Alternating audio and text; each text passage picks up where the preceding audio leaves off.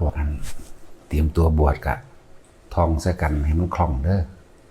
ซาหรือเร็วก็ขึ้นอยู่กับตัวพวกเจ้าเองเด้อ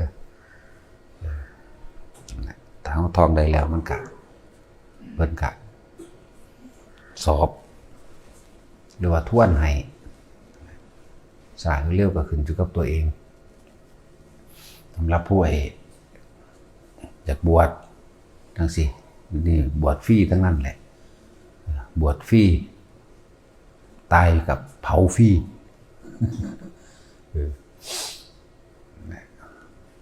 บ่แน่นอนจากอย่างดอกทุกสิ่งทุกอย่างในโลกนี่บ่มีความแน่นอนดอกบางคนก็ว่า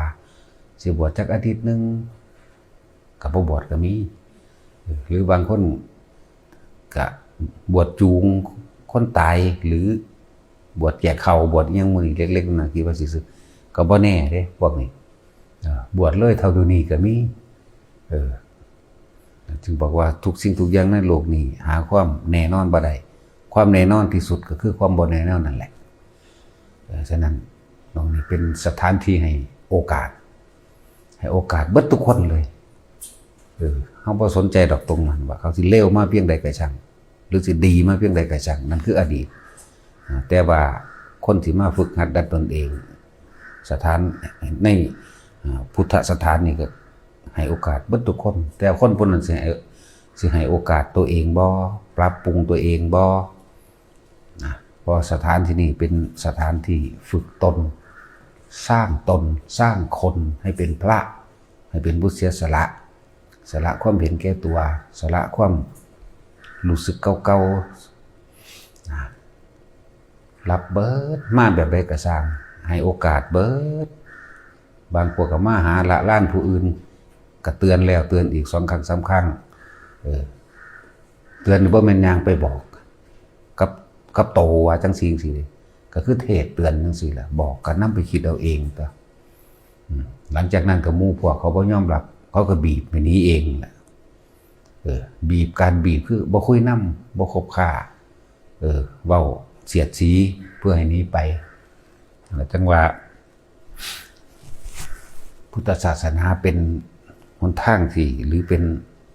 สถานที่เป็นศาสนาที่ให้โอกาสทุกคนแต่คนผู้นั้นสิปรับปรุงตัวเองตามโอกาสที่ได้บ่นั่นแหละคนที่บ่เคยผิดบ่มีดอกถ้ามันดีบ่มาเกิดดอกคนที่บ่ผิดบ่มีในโลกคนที่บ่นินทาผู้อื่นก็บ่มีในโลกส่วนมากก็นินทาผู้อื่นหลายกว่าสิ่งที่ทำได้ง่ายที่สุดคือการติฉินนินทามันง่ายแนวนี้เข้ามาสำหรับภิกษุนักบวชที่บวชเข้ามาแล้วเขาเน้นจุดหมายเดียวเด้ละความเห็นแก่ตัวทั้งเบิดเลยจุดหมายเดียวอย่างอื่นจะไปสนใจ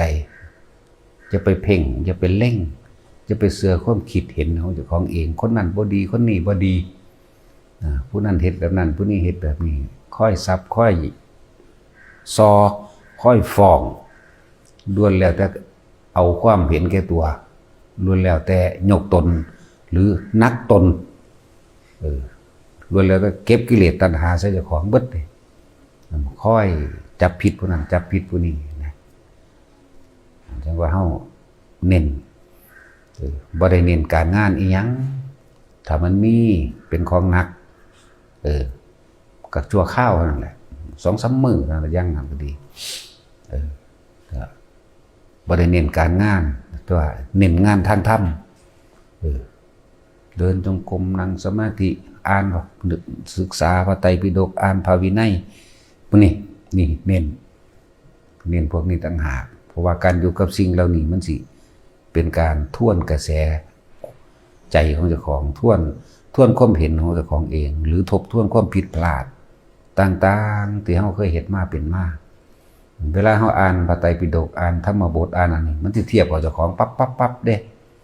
อันนี้กูก็บ่ทันเฮ็ดอันนี้กูเพิ่นโอ้ยกูสิมาเทียบเพิ่นบ่ได้แท้น้อนี่มันคำว่าเทียบนี่เทียบเพื่อที่เอาตัวเองให้มันลงจากความเห็นผิดนั่นแหละ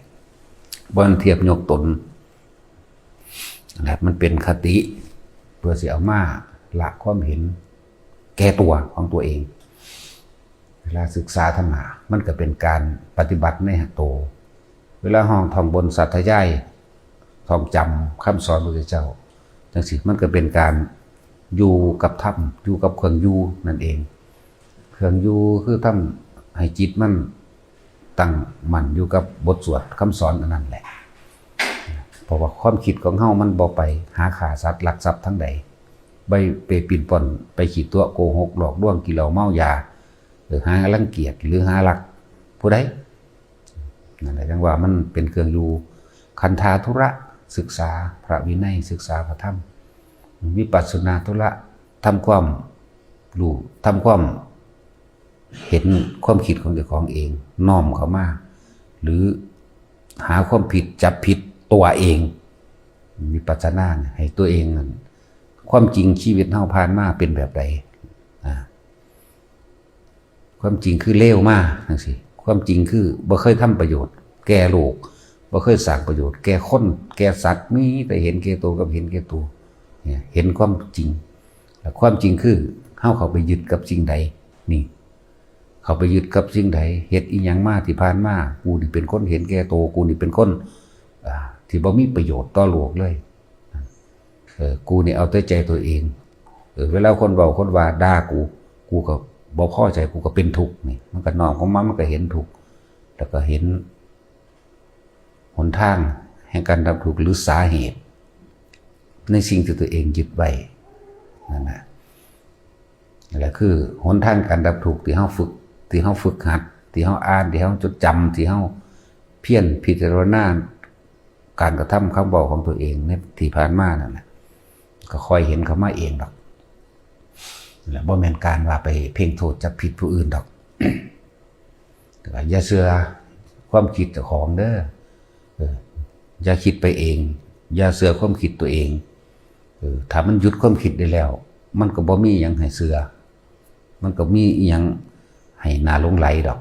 เพราะว่าเฮาเชื่อความคิดตัวเองนั่นเองเฮาบ่เชื่อคำของพระพุทธเจ้าเพราะเฮาความคิดเห็นของเฮาเองเฮาไปเชื่อเฮาไปยึดเฮาก็เลยต้องเดินทางไกลทางที่เฮาผ่านมาน่ะหมายถึงอดีตชาติเป็นภพเป็นกรรมเป็นกันเป็นอสงไขยผ่านมาน่ะประมาณบ่ได้นั่นแหละอะไรที่ว่าไกลที่สุดพวกเขาอาจจะคิดว่าเป็นถนนหนทางอยู่หันอยู่นี่อดีตที่ผ่านมาแล้วนั่นแหละชื่อว่าไกลที่สุดอะไรชื่อว่ากว้างที่สุดพวกเขาคิดว่าท้องฟ้าบ่แม่นตัณหาคือความอยากของเขาเองกว้างที่สุดหาต้นไม่ได้หาปลายไม่มีแล้วเขาสิจบอยู่ตรงไหนแหละให้คนเขามาหาตัวเองนี่ต่างหากชีวิตของเขามันสั่นๆนึงได้ควรทำคือขึ้นความเห็นแก่ตัวให้แก่โลกนะไปหาอยู่หากินก็กินชีวิตผู้อื่นนั่นแหละกินปูกินปลากินเป็ดกินไก่หาหลักหาปนหาจี้ก็มีหลายอย่างเด็ดนี่ในความเห็นแก่ตัวของเขาเองเป็นเดี๋ยวเขาลองทำขึ้นแก่โลกนี่อย่างที่บ้านขึ้นแก่โลกความเห็นแก่ตัวก็เอาขึ้นไปมันเป็นของโลกคนที่ยังเห็นแก่ตัวจะเกิดในโลกนี่แหละนั่นแหละมีอย่างเหตุที่มันเป็นประโยชน์ต่อบุคคลสัตว์จริงของก็เหตุไปอันใดที่มันเป็นประโยชน์ถ้าเฮาฝึกตนดีเองดีแล้วประโยชน์ตนถึงพร้อมแล้วประโยชน์ผู้อื่นย่อมติดตามมาเพราะเราไม่ได้หาประโยชน์จากบุคคลผู้อื่นได้บ้างแต่ว่าจะให้ประโยชน์กับบุคคลผู้อื่นต่อไปเมื่อเฮาเห็นความเห็นแก่ตัวของเฮาเต็มทีแล้วยอมรับมันเต็มทีแล้วสิสละมันออกเต็มทีแล้วจังว่าฝึกตนซะก่อนฝึกตนดีแล้วจึงฝึกผู้อื่นได้ด้วยเด้แต่พวกนี้ตัวเองบ่ทำเป็นตัวอย่างความดีมันบ่ได้อยู่ที่ใจหรอกนั่นเป็นแค่โลโกสโลแกนผู้ใดก็เว้าได้ขาคนตุ่มๆอยู่หาอันเว้าพื้นคนตุ่มๆอยู่ก็ว่าเจ้าของดีความดีต้องกินได้ความดีต้องนอนได้อยู่ได้อาบได้น้ำกินได้น้ำอาบได้นอนได้กุฏิวิหารศาลาความดีต้องสัมผัสได้ด้วยตา ด้วยหูด้วยจมูกด้วยลิ้นด้วยกายคือเฮาสร้างกุฏิวิหารนี่คือความดีที่นอนได้อาหารต่างๆยาลาสลบคือต้องกินได้นี่จังแม่นความดีบ่แม่นใครอยู่ในใจมันเป็นแค่ความคิดผู้ใดสิไปเหลียวเห็นบ่มีผู้ใดมองเห็นดอกอยู่ในใจนั้นมันต้องพิสูจน์ได้กุฏิวิหารกินได้นอนได้กินได้น้ำไฟฟืนเห็นหงได้เห็นทางได้นี่คือรูปธรรมที่เอามาประกอบความดีบ่แม่นโฆษณาเอาเองแต่ว่าบ่มีเครื่องประจักษ์พยานยืนยันนั่นแหละจังว่าเฮ็ดให้มันเห็นนี่โลดยังก็ดีบ่แม่นเว้าตามความเห็นเจ้าของนั่นแหละส่วนมากเว้าตามความเห็นเจ้าของเชื่อความเห็นเจ้าของว่าเจ้าของดีเจ้าของรู้ว่าเจ้าของเป็นนั่นเป็นนี่นะสิได้อันที่ว่าเป็นนั่นเป็นนี่สิได้ประโยชน์ของความเป็นนั่นเป็นนี่เป็นผู้มีหูทิพย์เป็นผู้มีตาทิพย์เป็นผู้มีรู้ความคิดผู้นั้นผู้นี้นะเป็นโสดาสกิทาคาเป็นอรหันต์สิได้ประโยชน์จากความเป็นนั่นแหละผู้เขาเจ้าเป็นจริงๆเขาเจ้าเพราะว่าเขาเจ้าเป็นได้บาดนะคุณสร้างโรงเรียนสร้างโรงพยาบาลสร้างถนนหนทางซอยเหลือคนตกทุกข์ได้ยากคนเจ็บคนไข้คนป่วยให้ทุนการศึกษาอันใดที่ช่วยได้ช่วยเห็นตาเห็นหลวงปู่บัวเฮานี่แหละหลวงตาบัววันตาดเฮาสร้างโรงพยาบาลก็เท่าใดหมื่นล้านแสนล้านนับบ่ได้เครื่องมือแพทย์เครื่องมือหมอนี่มันเป็นของเห็นสร้างวัดสร้างว่าเฮาก็เป็นผู้ไปนำอยู่แล้วเฮาก็เป็นของเห็นเครื่องใช้เครื่องซอยเครื่องอยู่เครื่องกินนี่ความดีกินได้ตาเห็นได้จับรูปคำได้เอาผ้ามาห่มได้นี่อันพวกว่าเจ้าของเป็นนั่นเป็นนี่เห็นนั่นเห็นนี่สิใดอันที่มึงเห็นมึงเอามาสร้างประโยชน์ยังไอ้ที่เป็นไดประโยชน์กับผู้อื่นมีอยู่บ่มีเด้นั่นแหละก็เชื่อความเห็นเจ้าของมันเป็นเหตุให้เกิดความเป็นบ้าของพวกนี้โดยเฉพาะพวกภิกษุนักบวชเด้บวชคุณวิเศษบ่มีเนตนเป็นปาราชิกเด้อสิบอกให้ว่าเจ้าของเป็นนั่นเป็นนี่เห็นนั่นเห็นนี่ยาอยู่ใดบ่นานเด้อ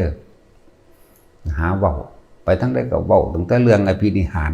เป็นนั่นเป็นนี่พระอินทร์พระพรหมพระญาณงค์พระญานาคหยุดบ่ให้เว้าต่อไปอีกคือบ่ให้อยู่ต่อนะจะหาเหตุนี่แหละคือการบอกนี่แหละคือการเตือนนั่นแหละอย่าให้ได้ยินรู้เกิน3 ครั้งนั่นแหละเป็นนั่นเห็นนั่นเห็นนี่ได้ประโยชน์อย่างสิได้ผู้ได้กินเขาน้ำมันเนี่ยเจ้าของเป็นเฮาบ่ได้เป็นหยังก็มีผู้กินเขาน้ำเฮาหลายอยู่เลยล่ะเฮาบ่ได้เห็นหยังคือมีคนมานอนกุฏินำมีผ้าห่มให้มีหมอนให้มีน้ำให้กินมีข้าวมีหยังซอยได้ซอยมีบักฮงมีบักม่วงมีบักลิ้นกี้ให้กินนี่ได้เฮาบ่เป็นหยังก็เลยนี่แหมแนวจังซี่เด้แนวมันจับต้องได้สัมผัสได้ไปทั้งใดก็บอกแต่เรื่องพระอินทร์พระพรหมสิได้จับมาให้เบิ่งดูแต่มันแหน่มันบ่ได้แนวพวกของจุพิสูจน์เสือก็มีแต่ของเป็นบ้าจากบ่อนมีส่วนหนึ่งความเป็นบ้าเด้อให้เลิกเศร้าภายวินัยค่ำพิจารณาอาหารปฏิสังขารโยกุฏิวิหารยังบ้านหนูจักอยู่คำแสดงอาบัติจักว่าจังได้บ้านหนูจักอยู่ทองเอาแนวมูนี่ตัวคำแสดงอาบัติคำพิจารณาอาหารบิณฑบาตพิจารณาผ่ามูนี่บ่จักเลยเว้าไปจะเป็นพระอินทร์พระพรหมยังไปหุ่นโอ้ยอยู่บ่ได้แต่เป็นแนวนี้นะบ่ให้อยู่ให้ทึกจะไปหาว่าอันแนวนั้นแนวนี้หลายบ่มีผู้ใดเห็นนำก็จับมาเบิ่งติล่ะนี่เนี่ยมันเห็นอยู่นี่นี่เห็นยังล่ะนี่กุฏิวิหารศาลาเป็นเหตุเพิ่นบ่ได้เป็นหยังเลยนี่